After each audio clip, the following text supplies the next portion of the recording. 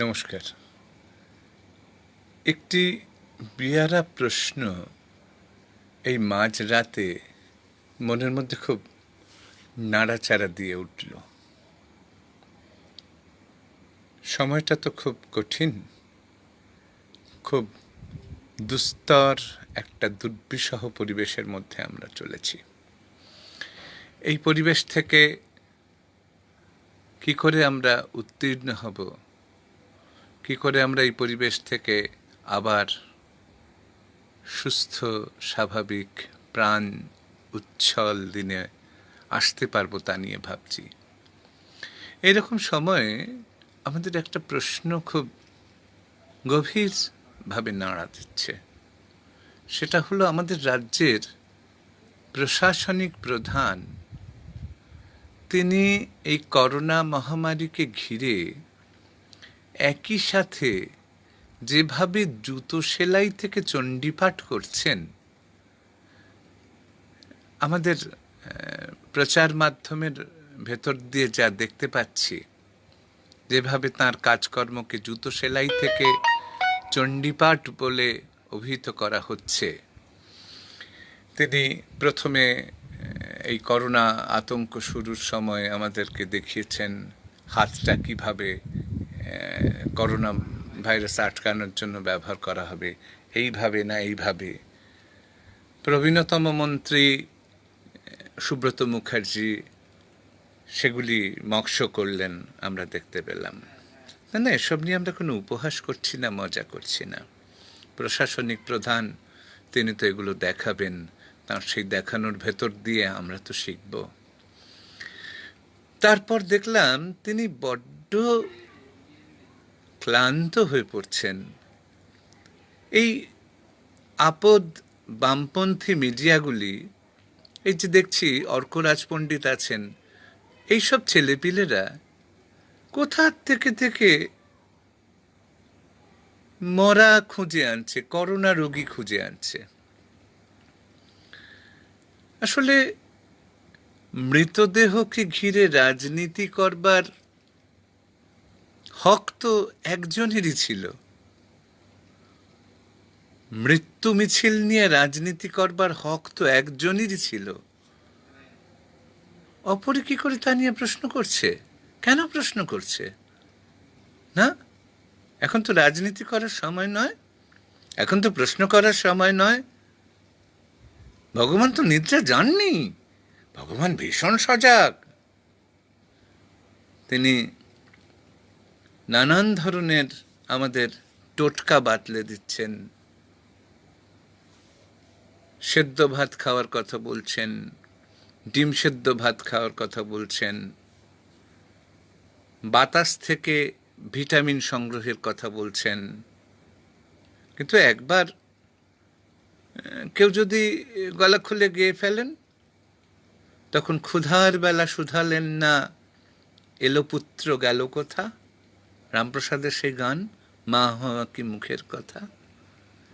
আসলে অনেকটা সেই মারি আতায়নেতের মতন, রাজা সরসলুয়ের পত্নী, তার মতনই ব্যাপার ট্যাপার।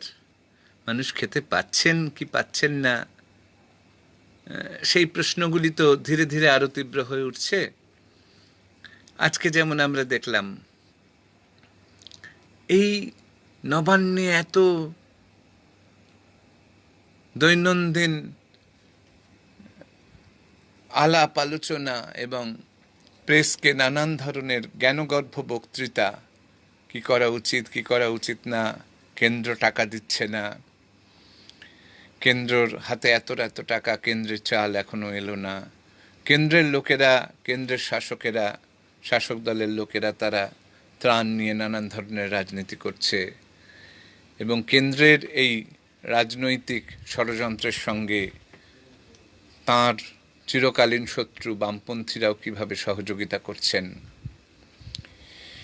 এইসব তিনি বলছেন। আর তার পাশাপাশি কেন্দ্রের শাসক দলও খুব জোর করেই বলছেন নিজামুদ্দিন ঘিরে নাকি সমস্ত ধরনের তথ্যকে গোপন করবার উদ্দেশ্যেই তিনি তথ্য গোপন করছেন, সংখ্যা গোপন করছেন, কতজন আক্রান্ত হয়েছেন সেই সমস্ত কিছু গোপন করছেন। ডব্লিউএইচওর প্রোটোকল মেনে ডব্লিউএইচওর প্রোটোকল মেনে মৃতদেহ সৎকার হচ্ছে, আশ্চর্য গোপনীয়তায় সৎকার হচ্ছে, তবু সংখ্যাটা সেভাবে বাড়ছে না। না, আমরা চাই না লাশ নিয়ে রাজনীতি করতে, আমরা চাই না। আমাদের স্মৃতিতে আছে কবি সুভাষ মুখোপাধ্যায়ের লাশ থেকে শুরু করে কি ধরনের লাশ নিয়ে রাজনীতি হয়েছে, সেসব আমরা ভুলিনি। তবু বলবো, একটি মৃত্যু আমাদের কাছে যন্ত্রণার, কিন্তু প্রশ্নটা খুব তীব্র হয়ে উঠছে, রেশন দোকানে ত্রাণ বন্টনের বিষয়টি, সেটিও যদি মুখ্যমন্ত্রীকে দেখতে হয়, আর দেখতে হচ্ছে কখন না, রাজ্যের বাম পরিষদীয় দলনেতা সুজনবাবু বিষয়টি নিয়ে প্রকাশ্যে সোচ্চার হওয়ার পর। তার আগে পর্যন্ত ত্রাণ ঘিরে কোনো ধরনের অপবাদ মানতেই তিনি রাজি ছিলেন না।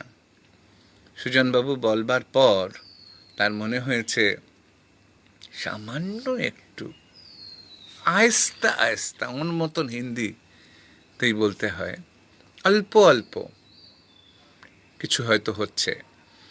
আর হচ্ছে মানে, আমরা তো সিভিল সাপ্লাই মিনিস্টার, বা এখন যাদের খাদ্যমন্ত্রী বলা হয়, খাদ্যমন্ত্রীকে তো দেখতে পাচ্ছি না। একটা কি তার পার্ষদদের নিয়ে, সভাসদদের নিয়ে একটা ভিডিও চিত্র আমরা দেখেছি। তার বাইরে মুখ্যমন্ত্রী তো এখন একাধারে মুখ্যমন্ত্রী, একাধারে পুলিশ মন্ত্রী, একাধারে স্বাস্থ্যমন্ত্রী, একাধারে শিক্ষামন্ত্রী, একাধারে খাদ্যমন্ত্রী, সব কিছু। তো এইরকম একটা সময়, এই ভয়ঙ্কর প্রলয়কালে তার নিজের নির্বাচন কেন্দ্রের একটি রেশন দোকানে তিনি চলে গেলেন। রেশন দোকানে চলে গিয়ে তিনি গণবন্টন ব্যবস্থা, যেটা তিনি কেন্দ্রে মন্ত্রী থাকাকালীনই কার্যত ভারতবর্ষ থেকে উঠে যাওয়ার উপক্রম হয়েছিল, তার তদারকি করতে বসে গেলেন। তার সেই লক্ষ্মণ রেখার ভেতরে দাঁড়িয়ে টেলিভিশনের ছবিতে আমরা যা দেখলাম, রাজা হুজুর এসেছেন, একজন হাত একেবারে নত করে তার প্রতি পেন্নাম ঠোকার ভঙ্গিমায় রয়েছেন। এটা গণতান্ত্রিক রাষ্ট্রের কোনো শাসক না সামন্ততান্ত্রিক কোনো প্রভু এসছেন, ঠিক বোঝা গেল না। কিন্তু প্রশ্নটা এটাই, রেশন দোকানে গণবন্টন ব্যবস্থা ঠিক মতন হচ্ছে কি না, এটা যদি মুখ্যমন্ত্রীকে দেখতে হয়, তাহলে খুব সহজেই বুঝতে পারা যাচ্ছে যে আমাদের রাজ্যের প্রশাসনিক গোটা পরিকাঠামোটা ঠিক কোন জায়গায় রয়েছে। যে কাজটা করবেন স্থানীয় পৌর জনপ্রতিনিধি, পঞ্চায়েতের জনপ্রতিনিধি, যে কাজটা করবেন বিধায়ক, যে কাজটা করবেন সাংসদ, এদের কাউকে দেখতে পাওয়া যাচ্ছে না। সব কাজটা একা, একদম একা মাননীয়াকে করতে হচ্ছে। আচ্ছা, মাননীয়া কি খুব নিঃসঙ্গ? মাননীয়া কি খুবই সংকটের ভেতরে আছেন? তার সেই থিঙ্ক ট্যাঙ্ক সিদ্ধার্থ শঙ্কর রায়ের মতো তিনি কি কাউকে বিশ্বাস করে উঠতে পারছেন না? সেই ওয়াংচু কমিশন, সুনীতি চট্টরাজকে ঘিরে সমস্ত রকমের কর্মকাণ্ড, কাশীকান্ত মৈত্রকে ঘিরে সমস্ত কর্মকাণ্ড, অফিসার দুর্গা সিং, এসব কথা হয়তো এখনকার প্রজন্ম জানবেন না। কিন্তু এই যে একটা ভয়ঙ্কর কায়দা, তিনি একাই সব, এই সংকটকালে এই প্রশ্নটা খুব জোরদারভাবে উঠে আসছে যে যদি মাননীয় মুখ্যমন্ত্রীকে একাই সবটা সামলাতে হয়, তাহলে তার গোটা মন্ত্রিসভা কি করতে আছেন, তার গোটা সমস্ত প্রশাসনিক কর্মকর্তারা কি করে আছেন? এখন বয়োজ্যেষ্ঠ প্রশাসনিক কর্মকর্তাদেরও কার্যত বহু সময় তিনি তো একেবারেই নাম ধরে ডেকে থাকেন। এরকম একটি প্রথা পশ্চিমবঙ্গে ছিল না বলা যায় না, বিধানচন্দ্র রায়ের আমলে ছিল। বিধানচন্দ্র রায় তার অনেক আধিকারিক আমলাদের নাম ধরে ডাকতেন, কিন্তু যাঁদের তিনি নাম ধরে ডাকতেন বা বেশিরভাগ যে সমস্ত মানুষকে তিনি তুমি করে সম্বোধন করতেন, তাঁদের সঙ্গে কিন্তু সত্যি তার একটা ব্যক্তিগত স্তরের সংযোগ ছিল, ব্যক্তিগত স্তরের যোগাযোগ ছিল। তা সে তার শিক্ষা সচিব ধীরেন সেন, যিনি অমর্ত্য সেনের মামা হন, কিংবা তার যে বিশেষ সচিব ছিলেন SM বোস, সুধীর মাধব বোস, কিংবা শৈবাল গুপ্ত, প্রত্যেকের সাথেই এই যে তুমি বলা বা কোনো কোনো ক্ষেত্রে নাম ধরে ডাকা, তার ভেতরে যে সম্ভ্রম ছিল, যে ধরনের একটা মর্যাদাবোধের ভেতর দিয়ে একটা স্নেহপূর্ণ আহ্বান ছিল। শরৎ চক্রবর্তীর বইটা যদি আপনারা একটু পড়ে দেখেন, মুখ্যমন্ত্রীদের সঙ্গে মাই ডেইজ উইথ চিফ মিনিস্টার্স, তাহলে অনেকটাই জানতে পারবেন। যাই হোক, একটু প্রসঙ্গান্তরে চলে গেছিলাম। সত্যি আমরা খুব চিন্তিত। মাননীয় মুখ্যমন্ত্রীকে একা সবটা সামলাতে হচ্ছে, কাউকে বিশ্বাস করতে পারছেন না তিনি। তাকে স্বাস্থ্যমন্ত্রীর ভূমিকায় অবতীর্ণ হতে হচ্ছে, তাকে পুলিশ মন্ত্রীর ভূমিকায় অবতীর্ণ হতে হচ্ছে, তাকে সংখ্যালঘু উন্নয়ন মন্ত্রীর ভূমিকায় অবতীর্ণ হতে হচ্ছে, তাকে শিক্ষামন্ত্রীর ভূমিকায় অবতীর্ণ হতে হচ্ছে। আমাদের বিনীত প্রশ্ন, এই যে দপ্তরগুলি, এই দপ্তরগুলির তো বিভিন্ন মন্ত্রী আছে, অনেকগুলি দপ্তর মুখ্যমন্ত্রীর হাতে ঠিকই, কিন্তু পাশাপাশি এই দপ্তরগুলির রাষ্ট্রমন্ত্রী আছেন, যেগুলি মুখ্যমন্ত্রীর হাতে। স্বাস্থ্য দপ্তর যেমন মুখ্যমন্ত্রীর হাতে, তার রাষ্ট্রমন্ত্রী আছেন। সেখানে নির্মল মাঝির মতন তার দলীয় বিধায়ককে, যাকে ঘিরে সেই কুকুরের ডায়ালিসিস ইত্যাদি ইত্যাদি অনেক অনেক কাণ্ড, সেই সমস্ত মানুষদের আমরা দেখতে পাচ্ছি না।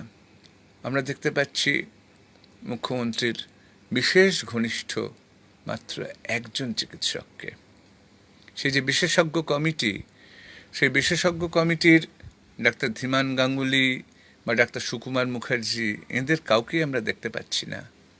শুধু দেখতে পাচ্ছি তার বিশেষ পরিচিত, যাকে তিনি প্রকাশ্যে দাদা দাদা বলে সম্বোধন করছেন, অমুকদা, তাকেই দেখতে পাচ্ছি। এবং তিনি খুব পরিষ্কারভাবেই ক্যামেরার সামনে বলছেন যে করোনা মোকাবিলাতে, করোনা রোগকে জয় করবার জন্য ওষুধ টষুধের দরকার হয় না।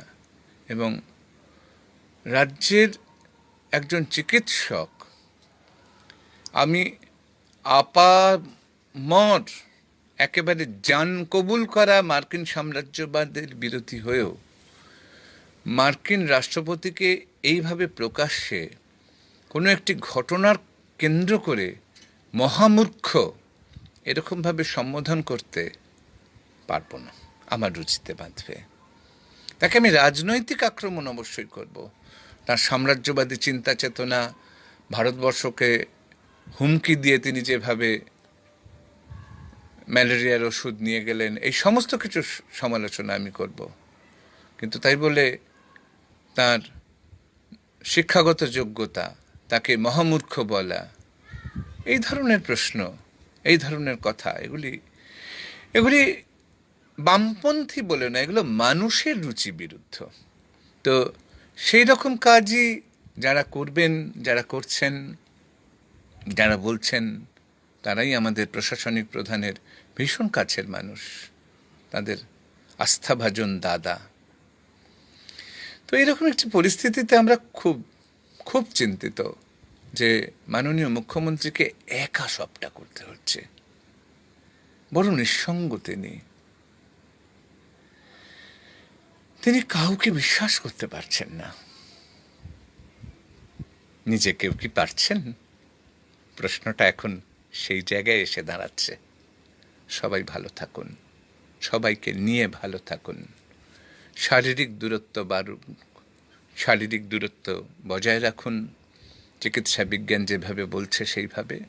তার পাশাপাশি মানসিক নৈকট্যকে আরও নিবিড় করুন। মানুষের প্রয়োজনে আরও কাছে আসুন। সবাই ভালো থাকুন। শুভরাত্রি।